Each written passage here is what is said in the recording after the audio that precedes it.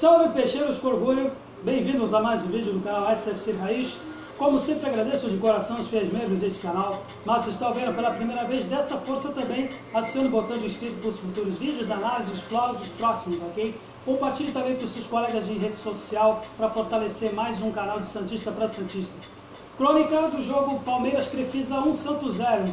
É duro você estar numa fase onde você tem que torcer para perder de pouco, se tratando de um rival clássico.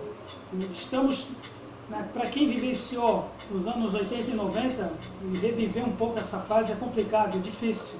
Para aqueles que, santistas de primeira viagem, mais novinhos, que surgiram através da geração Robinho e Neymar, devem estar sentindo um pouquinho na pele como é que era torcer para o Santos nessa época aí mencionada. Mas dá para ser alguma nota positiva diante desse jogo, que talvez muitos colegas santistas estavam esperando pelo menos perder de pouco? Bom, vamos dizer que sim, porque Fabian Bustos, que eu já disse aqui no vídeo anterior, que seria o único treinador possível para mim, na minha opinião, a assumir essa equipe do Santos. E não vou ser hipócrita em dizer, acho que seria sim, ainda continuo afirmando isso, embora nessa partida demonstrou que também não é perfeito. Alguns altos e baixos, mas dá para dissecar algumas coisas, de certa forma até umas indiretas que ele já deu no que se refere a reforços e a certas posições estratégicas que ele realmente, mais cedo ou mais tarde, ele vai pedir, novos jogadores para que ele faça fluir o esquema tático e faça desenvolver essa equipe do Santos nessa temporada. E não vai dar para o seu Edu Dracena, o porta-voz da diretoria, fazer o que fez com o Fábio Carille, sabotando alguns reforços, algumas contratações que não vieram por pura e simples via pessoal dele que ele tinha nos seus tempos de Corinthians em 2015. Mas, tirando a página de lado, voltando a esse jogo, continuando, ele parece que está dando aí algum recado para a diretoria desde já, nessa escalação que ele fez durante a partida. Primeiro, colocando o Kaique na frente da linha de zaga, como falso volante. Já é um sinal de que realmente não dá para se contar com o Camacho nessa posição, como fazer o seu antecessor, o homem de confiança dele, o Camacho, que entrou depois do segundo tempo. Outra coisa, Ricardo Goulart. Mais uma vez, abrindo mão de Marcos Leonardo para colocar Ricardo Goulart, significa o quê? Que a diretoria, quando o contratou, como sendo camisa 10, pedaço, simplesmente chegamos com um armador de jogadas, Bustos viu que o Ricardo Goulart não é esse armador de jogadas, mesmo indo hoje, tendo que buscar a bola, sendo muito caçado na partida, com a equipe adversária fazendo revezamento de faltas em cima dele. Só no primeiro tempo eu pude contar umas 5 faltas só. Ele não é esse cara de armação, não é esse cara de ligação para o meio para o ataque. Ele, pelo contrário, é o cara para ajudar no esquema talvez de 4-4-2, para auxiliar o outro atacante, de finalizações. É um cara de decisão. E não temos ainda um cara nessa posição de armador, de articulador, no meio. Então, mais um recado, mais uma indireta que ele deu. Por si só, esse esquema 4-5-1 que o Fabian Bustos deu, lógico, ele reconheceu a superioridade técnica do adversário, que acabou, de uma hora para outra, fatalmente virando 4-5-1 mesmo, porque pela limitação tática técnica dos nossos jogadores, que não conseguia, literalmente não conseguia trocar 7 passes da sua linha de defesa. Então, todas as bolas que o Santos tentava fazer com a saída de bola no pé, acabava esbarrando na marcação-pressão, na linha alta deles, e a gente perdia todas essas bolas e tomando sufoco. Mas, pelo menos, o Bustos, ele tem uma coisa que deu para perceber nisso nele, que colocando o Kaique e também o Sandro, deu para também notar que conseguia, pelo menos, neutralizar as articulações do meio palmeirense. Só sendo possível eles conseguirem chegar pelas pontas. E aí foi o erro, talvez, uma mancada do Bustos nesse ponto, quando ele colocou o Ângelo. O Ângelo, que todos sabem, joga pelo lado direito, mas talvez pelo fato de ele jogar mais com o seu canhota, o Bustos achou que ele podia também exercer essa função de ponta esquerda e largar a mão do Lucas Braga na etapa inicial. Então, Isso acabou atraindo o Mike, o lateral direito deles, e sobrecarregando também, de certo modo, o Lucas Pires, que já tinha trabalho suficiente para neutralizar o Dudu. Vai ter pesadelos com ele nesse jogo também. Não funcionou, e a maioria das jogadas do Palmeiras se viu justamente naquele lado. A maioria do sufoco que tomamos foi justamente no lado esquerdo, e que o Bustos depois percebeu. Depois tirou o antes para colocar o Lucas Braga. Nem sempre, né, Bustos, dá para contar com alguém que, mesmo sendo canhoto, né, não é todo canhoto que pode jogar pelo aquele lado esquerdo. E o Ângelo mais uma vez provou isso. Se perdeu, embora ele tinha até uma proposta interessante de poder ser uma das referências, para termos alguma referência nessa partida, nas finalizações, para poder sair do meio do campo, só se concluiu mesmo aquela jogada do Lucas Barbosa, no lado direito, para a cabeçada do Ricardo Goulart na trave. E só. Pois foi um bombardeio da equipe adversária, que acabou sendo premiada no lance que o Velasquez já tinha um cartão amarelo, ter dado um chute de taekwondo no Rony, acabou fazendo isso dentro da área. Se foi ou não, muita gente reclamou. Bom, tem VAR, tem o Rafael Claus, que já é conhecido por ser tendenciosamente contra nós em partidas que a gente joga, inclusive dentro de casa. É uma direta também para a nossa diretoria, eu já vou falar mais tarde disso. Mas, a partir disso, o João Paulo, na minha opinião, falhou naquele lance do escanteio que ocasionou o lance do pênalti. Ele podia ter encaixado a bola em vez de espalmado e propiciar o rebote que ocasionou depois esse lance.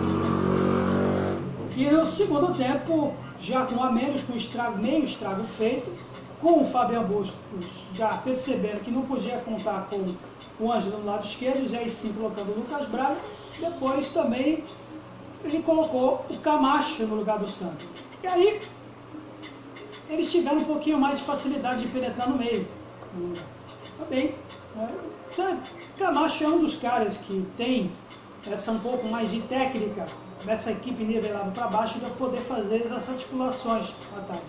Mas isso só se concluiu mesmo nos minutos iniciais, porque depois, numa tabelinha que ele fez no segundo tempo, depois ele só se limitou mais uma vez a aquele Camacho que a gente via em partidas anteriores, que desciam o adversário para dentro e não acompanhava, e propiciando o sufoco, sacrificando o quê? Sobrecarregando o João Paulo lá atrás. E os nossos zagueiros também na parte da retaguarda. Podia Fábio Augusto ter colocado, né, na minha percepção, na minha opinião, podia já ter largado mão do Zanocelo já um pouco antes. Ele acho que demorou demais em ter tirado o Zanocelo, porque colocou de início o Baleiro, sendo que ele já podia ter colocado o Gabriel Pirani. E resolveu colocá-lo logo quase aos 45 do segundo tempo. Aí realmente não deu para entender essa atitude dele, sendo que nós estamos aí precisando de resultados para pelo menos, se não, mais uma vez, torcemos para não cair na Série A2, que é um perigo também ainda real, só não é pior, porque a Ponte Preta está pior ainda, mas também poder alcançar aí pelo menos uma segunda colocação no nosso grupo, não se classificar a duras penas e tentar ultrapassar o Santo André nessas partidas que restam contra a Água Santa e Ferroviária, que foi cancelada naquele jogo do dilúvio. Bom, demonstrou também que a falta de criatividade que nós temos, que a gente realmente não conseguia sair do campo de defesa, e mesmo com esse esquema 4-5-1, que eu achei válido até, o que o Bustos fez, porque sendo ele flexível, não acredito que não seja o esquema preferido dele. Ele talvez tenha a oportunidade de colocar os 4-3-1-2 ou 4-3-2-1, que pouco se vê no futebol brasileiro. Isso era interessante de ver isso, se ele tiver material humano para tal coisa. Mas diante da situação, diante da realidade, diante do adversário, realmente eu vi que ele foi obrigado a fazer isso. Então demonstra que a equipe realmente é limitada demais, e mais cedo ou mais tarde ele vai pedir reforço. Ele não vai segurar a onda bucha de canhão não, como a diretoria talvez tenha que fazer, como tentou fazer com o Fábio Carilli. E ele já demonstrou isso, porque se o Barcelona de Guayaquil não estivesse devendo direitos de imagem, pendências financeiras com ele, talvez ele continuaria lá no Equador. E se o caldo engrossar para o lado dele, ele vai ser mais um treinador aí que na temporada do fim do ano vai fazer uma campanha razoável aí, fazer o nome dele e fazer que nem fez o São Paulo no ano que vem, pedir as malas, pedir as contas para sair né, conquistar uma vitrine no mercado europeu. Essa é a intenção dele, de fato. Esta nossa diretoria, aí eu vou falar dela, mais preocupada ainda em fazer uma proposta de alteração do estatuto para que o Santos tenha possibilidade de virar sociedade anônima do futebol do que na área realmente que estamos sofrendo agora. Uma vergonha, é uma vergonha. Né? Não se fala do Edu da Sena, mas ele é o porta-voz da diretoria. E se o Cadu engrossar também, talvez alguns membros do comitê gestor já podem estar fazendo a caveira dele também, se os resultados não vierem, pelo menos do que vier na Copa do Brasil ou no Campeonato Brasileiro. Mas falando assim individualmente, o João Paulo eu já falei dele. Para mim ele falhou no lance que ocasionou o gol, mas não dá para se criticar, pegar ele para Cristo não, diante do que nós temos hoje para de elenco. O Auro foi fraco, né? Foi fraco o Auro. Talvez diante do esquema, mas razoável demais. Razoável demais, está devendo ainda. O Velasquez deu uma pisada na bola, se realmente o lance foi aquilo que o Rafael Claus concluiu. Realmente tem um problema crônico igual nós tivemos realmente com o Alisson há certa temporada atrás, que ele não podia levantar a bola no braço, que era pênalti contra nós. Então acho que o Velasquez podia trabalhar isso também. O Bauerman é um dos poucos razoáveis nesse jogo, embora também ele não seja perfeito. Alguns lances na saída de bola com o pé vai continuando. Eu acho que a gente pecou demais nesse quesito, a gente insistiu demais em tentar sair com a bola no pé, sendo que a gente podia ter rifado a bola, como fez no segundo tempo. O Bustos insistiu nisso, acho que podia ter dado um toque nisso já no primeiro tempo. O Lucas Pires provando que não dá para se realmente contar com alguém titular absoluto, não. Às vezes o Felipe Jonathan talvez possa merecer aí um retorno para poder fazer uma concorrência sadia, porque houve momentos aí que ele deu espaços demais para o Dungu, podia ter encurtado a marcação e também ele não subiu muito, não propiciou muito o perigo, ele podia ter sido um pouquinho mais ambicioso, como foi, de certo modo, o Auro do outro lado também. Ele ficou muito atrás do nosso meio do campo também. E ele tendo essa vocação ofensiva, ficou devendo. O Kaique, depois que o Velasquez foi expulso, teve que fazer a função um pouquinho deslocado para o lado direito para cobrir o lado do alto toda vez que ele subia. Então, hoje até que ele foi bem, o Kaique, demonstrando que ele pode ser um quebra-galho, uma posição que a gente não tem ainda, tirando o Vinícius Baleiro de volante defensivo. O Sandri é um rapaz que não fez a articulação do meio, que ficou perdido na marcação alta deles, e foi talvez por isso que o Camacho entrou no lugar dele. Então, destoou também. E Vinícius Anocelo já podia ter saído faz tempo, né, Busto? Podia ter tirado ele um pouco. Se ele tivesse um pouquinho mais de ambição na partida, já podia ter colocado, como já disse, o Gabriel Pirani. Eu faria isso. Em vez de colocar o Vinícius Baleiro, eu podia ter colocado o Gabriel Pirani já antes do jogo, mas resolveu colocar o Baleiro para manter fielmente a linha de 5 jogadores no meio, quer dizer, mais por temores do poderio ofensivo do adversário, que já estava fora, já tinha tirado o Rafael Veiga, já tinha tirado muitos jogadores também, para fazer um teste dos jogadores jovens também. Explodiu, o Busto nesse ponto também deu uma pisada, na minha opinião. Ricardo Goulart, outro que também aguenta os 90 minutos, se aguentasse teria completamente terminado a partida, mas resolveu o Bustos colocar o Marcos Leonardo, que não vou propriamente ter um nome diante de uma equipe, como eu já disse, não temos um articulador, que podia ser o Pirani se o Bustos colocasse ele mais cedo, mas não adiantou. E o Lucas Braga, que é um cara esforçado, que eu acho que já deveria ter entrado no jogo, podíamos ter um pouquinho mais de agressividade nesse time, porém, pois é, diante do nosso time aí ainda limitado, até que 1-0 nesse ponto, é difícil de admitir isso, mas falta muita coisa nesse time do Santos para a gente fazer frente aí aos nossos rivais, inclusive.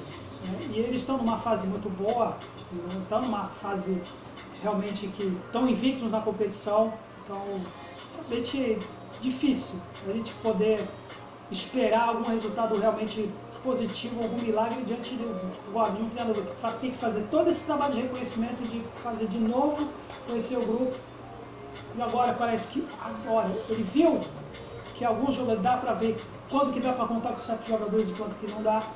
E até uma indireta para a diretoria nessa escalação que ele deu hoje.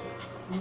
E que a gente, né, torça para que os nossos gestores ficam mais interessados na temporada de 2022 e não propriamente em ficar fazendo lobby para o Santos virar SAF. Parece que é a única prioridade nessa diretoria. Né? Tivemos um árbitro aí que mais uma vez teve algumas atuações, algumas situações que podíamos, né, ter ações mais equilibradas. Na partida, por exemplo, o rodízio de faltas do Ricardo Goulart foi vergonhoso e não teve né? Não teve talvez poucos jogadores do Santos reclamando sobre isso. E a nossa diretoria, para isso, está tudo ótimo. Que não se comunica com a federação, só se comunica através de aplicativo de vídeo. Pode vir qualquer árbitro meter a mão no Santos que está beleza. A prioridade deles é fazer com que o Santos vire SAF. Infelizmente é essa. Mas para falar sobre isso, na questão da política também, mas por enquanto a análise tática é o que nós temos para hoje. E torçamos para que nos 2 próximos jogos a gente conquiste, pelo menos na Bacia das Almas, para passar para a próxima fase do Paulista. Sugestões e críticas na seção de comentários, Santos sempre Santos. Valeu, até a próxima.